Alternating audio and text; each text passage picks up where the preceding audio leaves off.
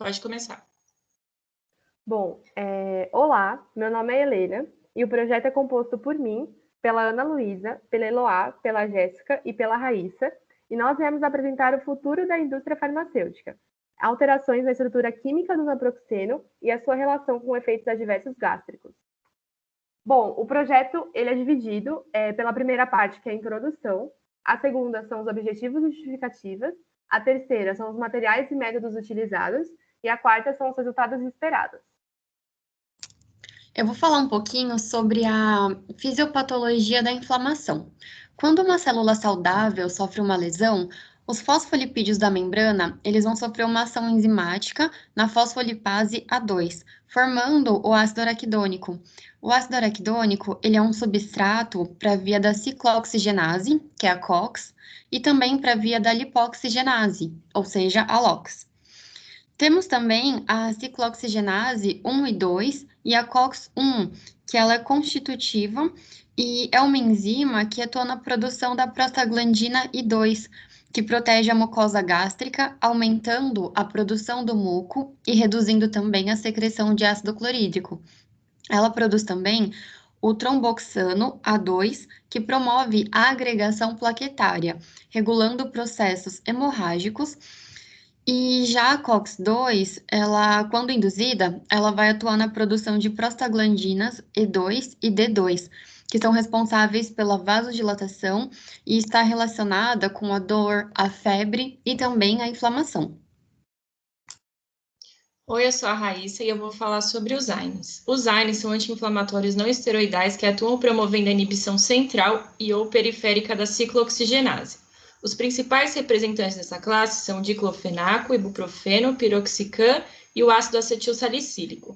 Tendo em vista a fisiologia da inflamação, podemos entender o mecanismo dessa classe farmacológica.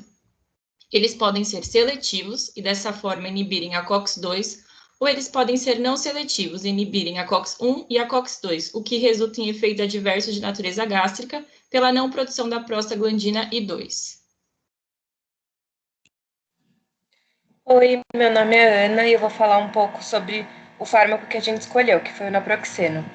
Ele é indicado para alívio de dores associadas a um componente inflamatório, como, por exemplo, dor de garganta, uso analgésico e antipirético, como, por exemplo, dor de dente, dor abdominal e pélvica, cefaleia, sintomas de gripe e resfriados.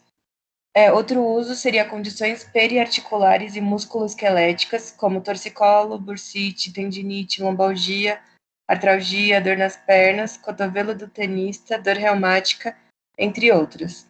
E também é indicado para condições pós-traumáticas, como entorses, distensões, contusões, lesões leves decorrentes de prática esportiva.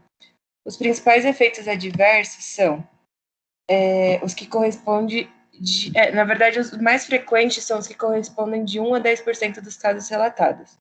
Os mais comuns são os de natureza gástrica, como, por exemplo, dispepsia, náusea, azia e dor abdominal.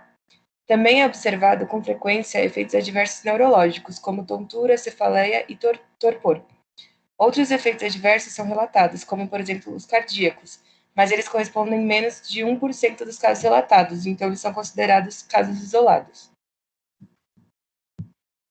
Oi, eu sou a Eloá. Eu vim falar um pouco sobre o objetivo e justificativa. Como já dito antes, o naproxeno é um medicamento indicado para o tratamento de dores causadas por inflamações. Alguns pacientes apresentam efeitos adversos gástricos usando o fármaco. Diante disso, nós desenvolvemos uma ideia de propor novas formas latentes do naproxeno, com transportadores alquílicos, ou seja, fizemos uma esterificação. Com isso, foi possível aumentar as interações hidrofóbicas e assim aumentar sua lipofilicidade e, consequentemente, isso altera diretamente em sua absorção, deixando-a mais efetiva na via oral. Agora, eu e a Eloá, a gente vai falar um pouquinho sobre os materiais e métodos. Bom, com relação aos materiais, os reagentes utilizados foram o ácido 2,6-metoxinaftaleno 2-dilpropanoico, o naproxeno, o álcool primário, o etanol, e o ácido sulfúrico, H2SO4, como catalisador. Como o éster é um grupo básico que aumenta as interações hidrofóbicas de polo induzido ou van der Waals, quanto maior a lipofilicidade, maior a absorção via oral, sendo diretamente proporcional para a otimização da molécula. Com relação aos métodos, temos os métodos sintéticos, analíticos e os métodos de atividade biológica. Os métodos sintéticos foi utilizada a reação de esterificação do grupo ácido carboxílico, resultando em um éster de naproxeno. Já com relação aos métodos analíticos, foi utilizada espectrofotometria para obtenção de espectro específico da molécula analisada, espectroscopia de infravermelho para identificação e caracterização dos grupos funcionais, cromatografia líquida de alta eficiência, a CLY, para separação e identificação da NCE, e reação de identificação de carboidratos, tendo em vista que a beta-ciclodextrina é um oligossacarídico. Em relação à atividade biológica, as características estruturais de um fármaco possuem base o balanço hidrófilo-lipófilo e a sua capacidade de ionização. Esses fatores refletem na propriedade de fusão passiva da molécula através de um sistema multicompartimental caracterizado pela variação descontínua de pH. Todas essas características devem ser compatíveis com a natureza da membrana lipídica que o fármaco precisa atravessar, pois este fator é limitante para que o fármaco atinja o local de ação em quantidade suficiente para exercer efeito terapêutico. Outros fatores que devem ser levados em conta para a eficácia do fármaco são a absorção e os fenômenos de distribuição, metabolização e excreção. Deste modo, a verificação da atividade biológica deverá ser realizada em vivo, com foco em testes de velocidade de dissolução para que possa ser descoberto o efeito principal da nova entidade química. Assim, para que os ensaios permitam prever o comportamento em vivo, deve-se utilizar meios que se assemelham às condições fisiológicas. Os modelos que permitem prever a absorção dos fármacos a partir dos estudos de dissolução estão limitados pela complexidade de fenômenos que ocorrem no tubo gastrointestinal, tais como a situação de jejum ou pós-prandial, a fase do ciclo de motilidade, o esvaziamento gástrico, o conteúdo do lume intestinal, o mecanismo responsável pela absorção do fármaco e a permeabilidade a alterações físico-químicas da molécula ao longo do tubo gastrointestinal. Essa é a reação que a gente fez, utilizando o naproxeno e como reagente um álcool primário e um catalisador, obtendo assim um produto que melhora os efeitos adversos gástricos.